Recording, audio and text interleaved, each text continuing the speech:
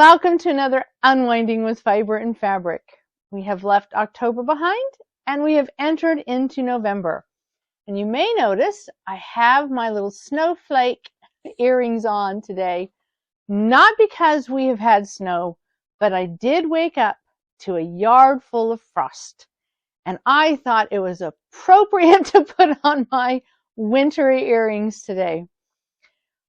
We finally have had a cold enough stretch of temperatures that we've had to turn on the centralized heating, as well as I now have the fireplace in the basement going and the pellet stove in the sewing room going when needed. I haven't yet taken down all my Halloween decorations, just so you know. I'm not that efficient. They are still up. And this year I really hesitate to take them down because I love them so much. I've had so much fun making the English paper piecing and the applique and just the different Halloween inspired decorations, wall hangings and such. And speaking of Halloween decorations, if you remember a couple weeks ago, I shared a needle felted pumpkin. Well, I had not yet put away all the supplies. So today I'll be showing you what I've done with some needle felting in order to get ready for the next holiday season. Because I hadn't put it away, it was out and I said, let's give this a try. So we will get to that in just a moment. But first, as I got ready to sit down and record this video today, I realized that I only have 8 more, including today, 8 more videos to upload before Christmas. I know those of you that follow me know that in the last couple years I have done Vlogmas, and I'm probably not going to do Vlogmas this year. I think I'm enjoying the weekly vlogs quite a bit, and so I'm going to continue with that, with the caveat that I might have to include some shorts or some spontaneous videos in the month of December, depending on what's going on. But my plans are to have the 8 weeks of preparation for Christmas. When we get a little bit closer to Christmas itself, I know that a lot of people hope to have their crafting done so that they're enjoying parties. But one of the things I've noticed in the past is that the moment November arrives, we do have a need for gifts, and not gifts that go under the tree, but gifts for when we visit other people's homes, when we go to parties, when we have parties with work or with friends. There's always seems to be a little bit of a need for gifts. And those of you that follow my videos know I love to make ornaments and I love to share ornaments. So over the next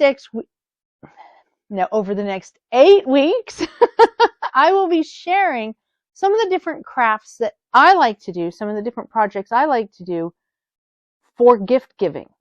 Now, this time though, I'm going to try to focus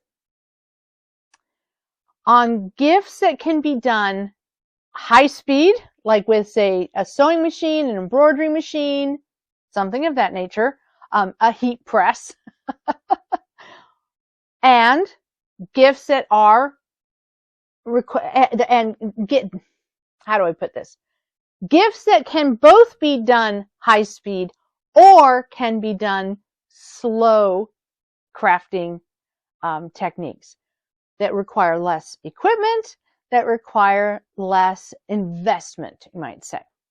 So my challenge to myself is to find 8 gift-giving ideas that can be done either in high-speed modern technology or have been done or can be done in a more traditional craft fashion. So That is my goal. And of course, I will still be doing my English paper piecing blocks each week.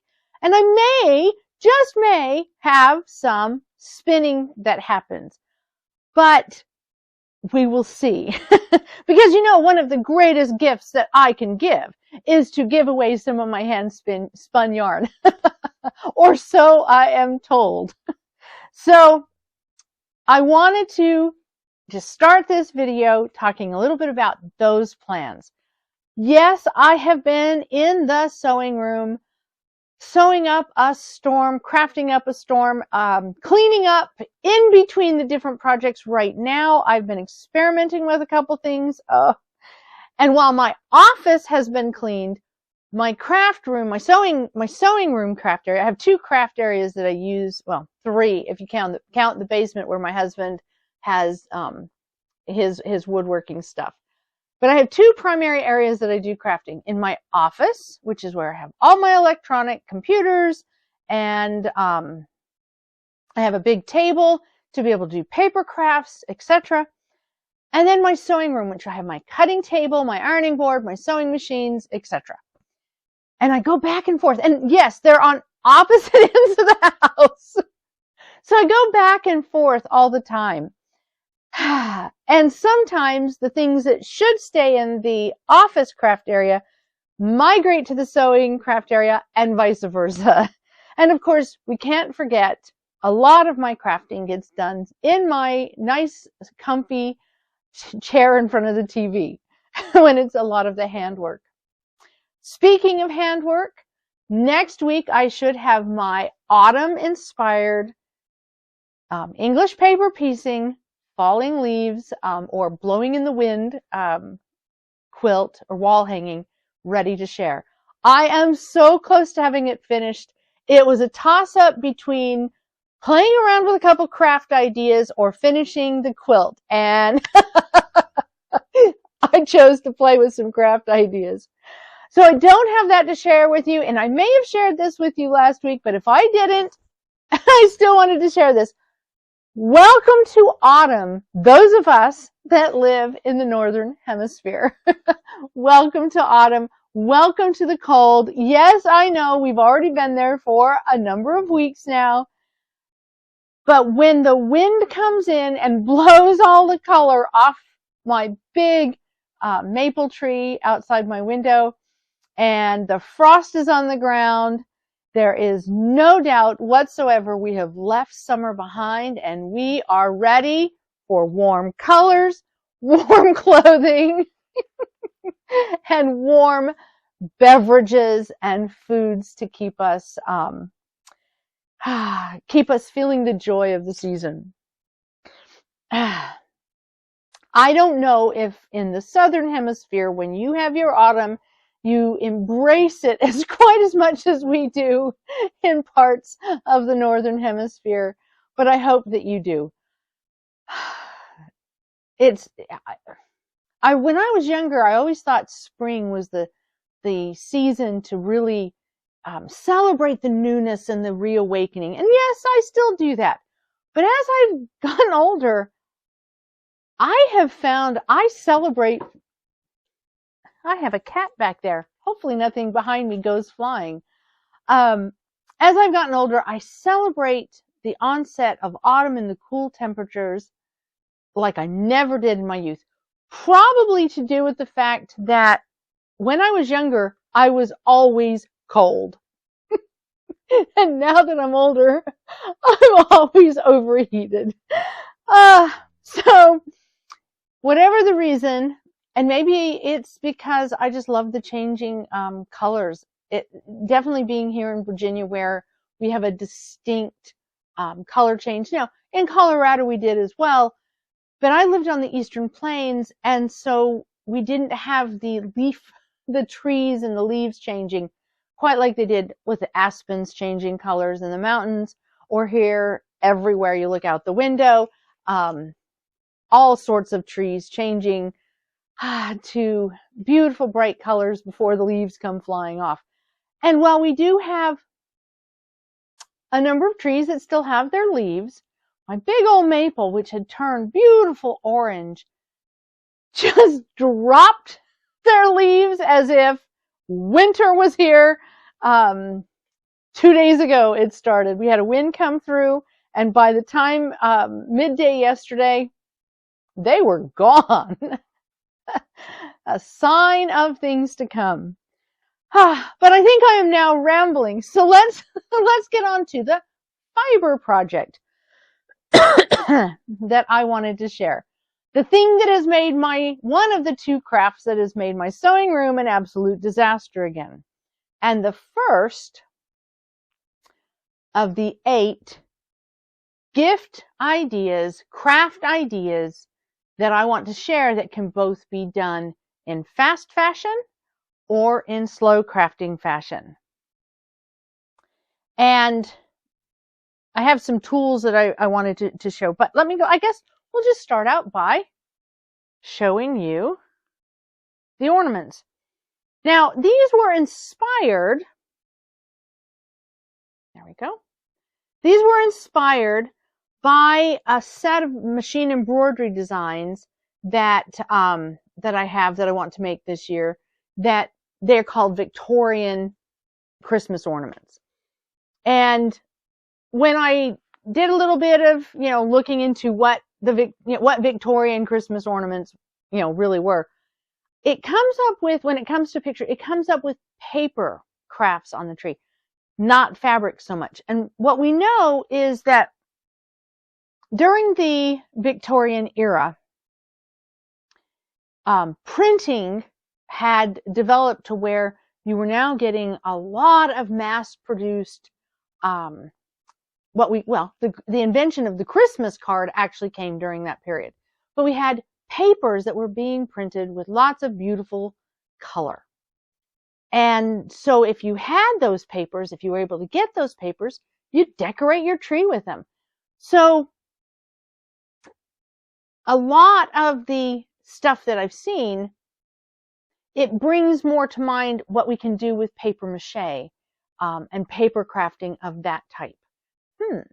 That might be an actually fun craft idea that I might have to do in this next 8 weeks as well.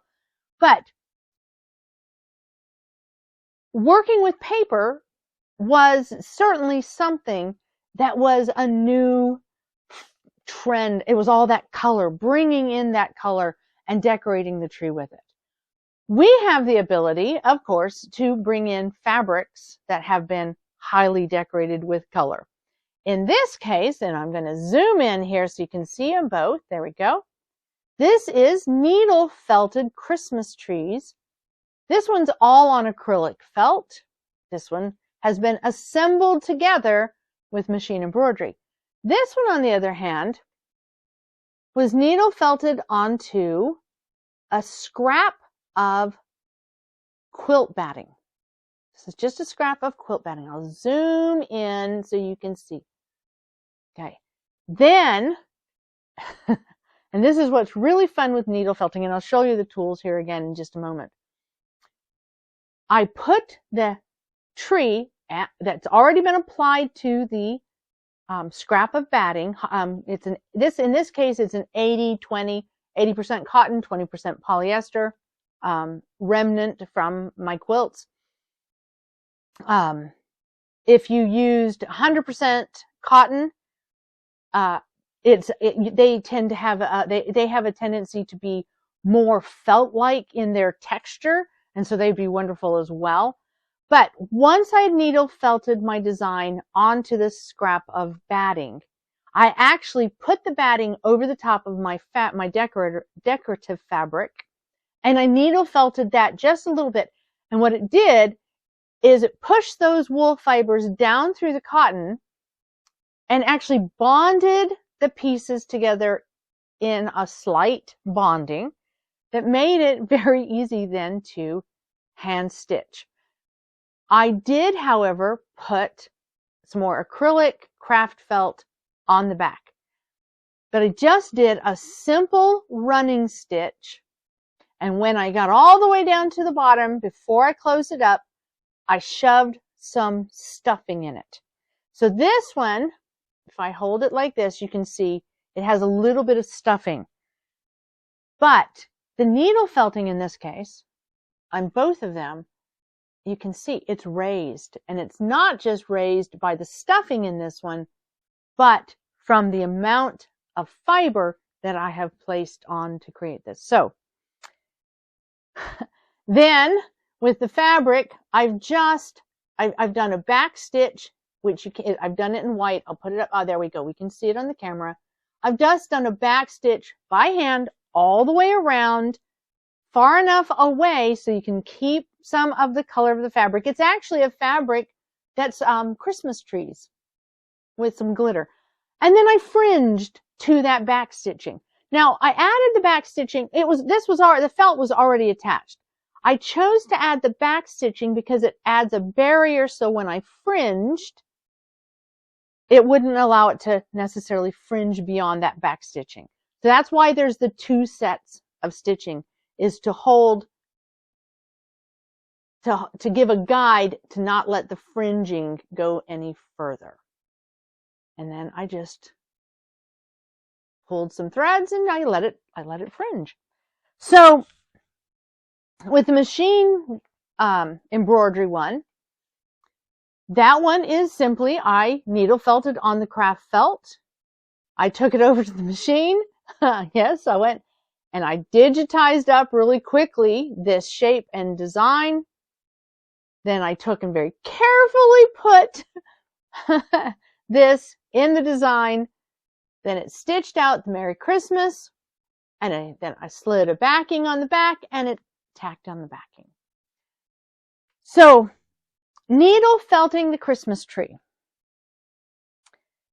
You'll find a lot of needle felting videos on the internet, a lot of tips and tricks how to do it, but I did bring my tips and tricks. So, my big piece of foam with other stuff always attached, and my cookie cutters.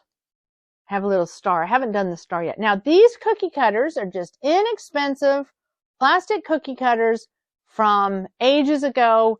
I collect cookie cutters. The ones that I use for baking are different, and as I have gone to more, I started moving towards copper cookie cutters and a little bit more expensive cookie cutters as my kids grew up. I haven't used the plastic in forever. I keep the plastic on hand for crafts. They work really well with polymer clay. They work to trace out designs, and they work really great for needle felting. But what I wanted to mention, if you notice with this, there is kind of a flange to make it easier to hold on when you're cookie cutting. When you're putting this down on your surface, okay, put that flange side down so that you can pack in the fiber inside and punch the needle without ever hitting that, because you don't want to hit that because you'll probably break your needle. Once you get the initial shape and amount of fiber down, I take the cookie cutter off, and then I start needle felting, getting more definition, adding baubles. You'll notice, let's see if I bring in, you'll notice there's, it's mohair, a scrap of mohair, a ball of leftover mohair from a project, not enough to do much of anything with, and it is the hanger, and it is the tinsel, the garland that is running around the tree in this specific one. In this one, it's some blue hand spun, yarn, that a little remnant to make the garland and to make the hanger. A fabulous way to use up some of your knitting scraps. You know, when we've woven in the ends and we've cut off the excess, you can needle felt it into things, and it can be a lot of fun. I've done an ornament in the past where the whole ornament was a base of yellow fiber, and then needle punched in all sorts of little remnant of eyelash, commercial purchased eyelash yarn, and all sorts of little trinkets of yarn, little colors, and then on top of it, sewed on sequins and beads, and I had a needle felted star. It was just a matter of putting on a backing. So in this case, though, you'll notice those are little tiny baubles, and yes, they are needle felted into the tree. So I didn't mention this when I was showing the pumpkin, but I want to mention this now. This is a little tool that I have purchased, and I'm sure they are. This is by Clover, and I am sure there's different types of things on the market. But it's got, these are little brushes, and this little rake, okay? The idea is instead of getting my fingers anywhere near that fiber, use that to hold it down, so while you're punching with the needle, you're holding, and I'm right-handed, so I would hold this with my left hand, hold it down, and then punch away, and my fingers are out of the way. I suspect the little brush is to rough up texture. I haven't really used that too much. I just use this as a way. I know you can use things like chopsticks and stuff like that to hold some of it down, but you can needle felt, and if you're not going to hit these and cause an issue. So it's really wonderful to hold that flying felt away, and definitely when putting baubles on your little Christmas tree. So something like this, big help. So that is the first crafting, and this is what I meant when I was in my earlier rambling. Yes, this is still by hand, but the ornaments completely by hand using the embroidery machine. And something to think about with this, in this case, I have needle felted onto some craft felt, but you can do needle felting. You could do any kind of decorative application with threads and yarns and just playing and create an ornament. Very reminiscent of the handmade gifts, the handmade decorations from a century ago. So that is the first craft idea that I wanted to share, showing both more high-tech and traditional crafting skills. Oh, I should make a mention. So I'm using my little grommets again. I like using the grommets. You don't have to with something like this. A sharp needle, put some yarn through it, and away you go. I've just gotten in the habit of using the grommets, but it is certainly something you do not need to do, because a sharp needle with a large eye and some yarn, and there you go. A wonderful ornament, and a wonderful way maybe to start using up some of your little remnant yarns that you've spun or that you've used in your knitting projects and crochet projects. So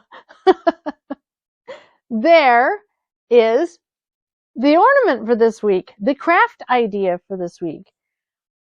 I will also mention it's really easy to make a tag that goes along with it. You can give this as a gift. These are wonderful things to use instead of bows, instead of tags on gifts. A wonderful project. So let's talk about my English paper piecing block. And I looked it up. Do I have it up right? Yes. I looked up the name, and I'm going to go ahead and put the name up here, because I know it's a flying geese variation. Oh my goodness. Okay. I know it's a flying geese variation. It has a different name. I will definitely put it here next to me. Ah, yes, now I remembered it. I knew it would come to me. So flying geese, whenever you see a bunch of triangles, and there don't necessarily have to be a sharp pointed triangle like this. A lot of times you'll see a triangle that is more angled out for the flying geese. But flying geese is anytime you have the triangles, the goose block, and they have a tendency to be stacked on top of each other like that, giving the feeling of geese in flight. Now this one, the reason I'm calling it confused geese is if you notice, 8 of my geese are clearly flying south, or in this, oh, we'll do this. Okay. 8 of my geese are clearly flying south for winter. 4 of my geese, on the other hand, are confused and are flying north. We could turn it and they could be flying any direction. So this is my block. I've called it Confused Geese because it's taking the concept of the flying geese block and playing a little bit with it. The other thing with this that I wanted to mention, in my pattern, I designed my pattern to have these stripes, or these strips of fabric here, and these skinny strips here. When I went to sew them together, I forgot that, and I instead sewed my skinny strips first and my fatter strips second.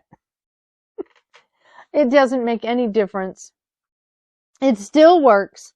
It adds to the notion of confused geese, or the confused quilter making the geese. But very, very simple, not at all complicated. You construct each of the geese themselves. Then you start constructing, in essence, what's now a square together. So very simple block, not a lot of difficulty with it. I always want to show you the back. This one had a lot of little points, and I have trimmed up some of them. So like for this I'll go back in and trim that one off a little. So I don't trim those off. Like if I were doing this in strip piecing, assembly line piecing on my sewing machine, I would trim off all of the, trim everything up, get everything nice and neat before sewing together my blocks. I find it a lot easier to not trim up those little dog ears, those little points, until after I have finished. Like, here's another one. I need to go in and trim that down so that it matches this seam here, as opposed to still sticking out.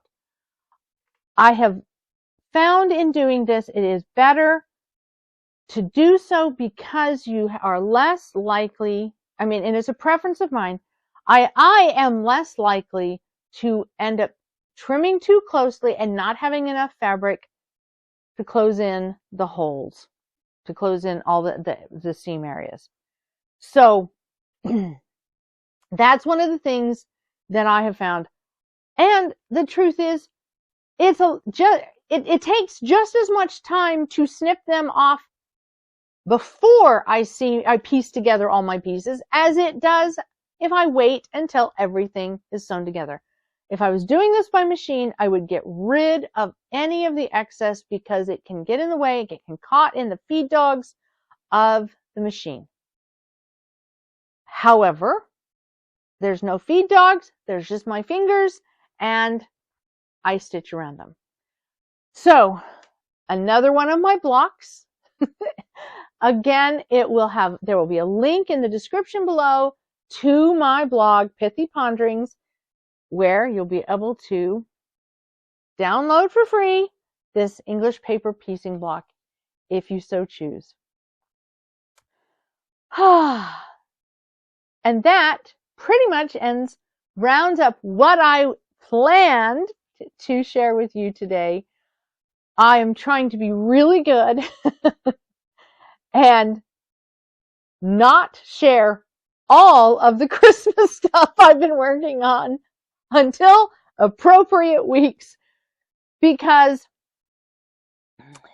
yes, it is the season. Halloween is past, and it is now time for the Christmas music and the Christmas crafts and the Christmas parties, regardless of all the people who are saying, but what about Thanksgiving or any other November holidays that are to come?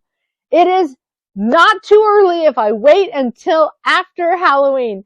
This year, I waited until after Halloween, except I had to click on one YouTube video, one Facebook reel for a craft idea. And I clicked on it and boom, Christmas music was there. And that was on Halloween. So other than that, this year, I managed to wait until after Halloween for the Christmas music. I was very careful. I was not clicking on commercials. I was trying to avoid anything that looked like it might be Christmas music, just on principle to show my husband, yes, I could actually resist Christmas music until after Halloween. Oh, the difficulty and strain of that goal. But one little craft that I wanted to see what they were doing, and to my not surprise, there was Christmas music playing. So besides that little tiny blip on my otherwise perfect make it till after Halloween, this year I did manage to wait. But now, take the gloves off, pull out that Christmas music if that's what you're into, the holiday music. I usually start in November with music that is not so much singing, more of just background music, but also music that is wintry, that gets you into the season of the blustery weather. Here in the United States, there was a song, and I think it's the United States. I don't know its history quite as much, and I didn't look it up because it just came to me. There was a song that we used to sing when we were children. It was called "Over the River and Through the Woods, to Grandmother's House We Go. The horse knows the way to carry the sleigh through the white and drifting snow." Okay. And it was a song that we sang that was, we sang it in school for Thanksgiving. We were going to Grandma's house for Thanksgiving was the idea. We'd start singing it in November. But when I listened to it, it's like, as an adult, I was like, but that's really a Christmas song.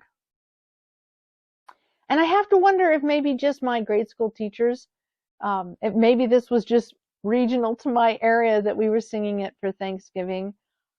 I don't know. But it's a Christmas song. But it's a Christmas song that is talking about winter more than Christmas trees and Santa Claus.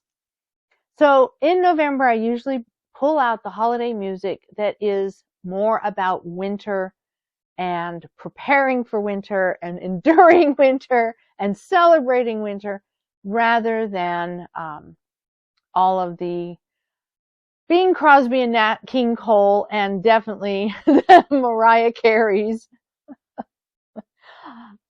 I take it in bouts. And so I try to have it so that by the time Christmas comes, I have not overwhelmed myself with and become immune to the Christmas music. I want to be able to celebrate it. So yes, with the crafting, I will definitely be putting together a new 2023 holiday playlist and driving my husband a little bit batty with it. But alas, if I don't get to drive him batty, who will? So my confused geese and my not so confused, wait, until it spins around, holiday ornaments, a little fiber and fabric to welcome in November and to welcome in the last weeks as we get ready for the Christmas season, for the Christmas celebrations. It was fun to unwind. Now, after editing this video, I will go in and clean up the crafting mess so that I can move on to the next crafting idea. Until next week, I hope you can unwind with fiber and fabric and maybe make a little bit of a mess as well. It is the season to make our crafting fun. It is the season of giving gifts. It is the season of giving thanks to those that we cherish, that we hold dear, those that we want to do something special for. So there's nothing better than just a little handmade gift. Yes, I know some people don't know what to do with these, but making them helps me unwind. And if it helps you unwind, then make them. And hopefully they will find their way into a home that feels the color and the wonder and the joy that you had in making them. Maybe even more joy, because they're not going to be the ones needle felting. Needle felting their fingers. So there we have it. I hope you have a wonderful week. I hope you enjoy some unwinding with fiber and fabric. Until then, I wish you the best, and bye-bye.